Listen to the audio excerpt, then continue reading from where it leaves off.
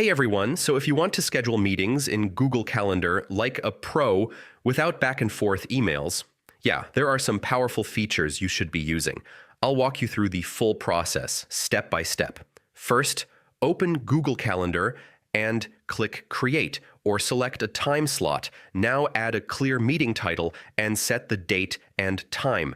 Next, add guests by entering their email addresses. Use the Find a Time feature to check everyone's availability. For online meetings, add a Google Meet link. You can also include a description, agenda, or attachments. Set reminders so no one forgets the meeting. Adjust guest permissions if needed. And finally, click Save and send the invitation.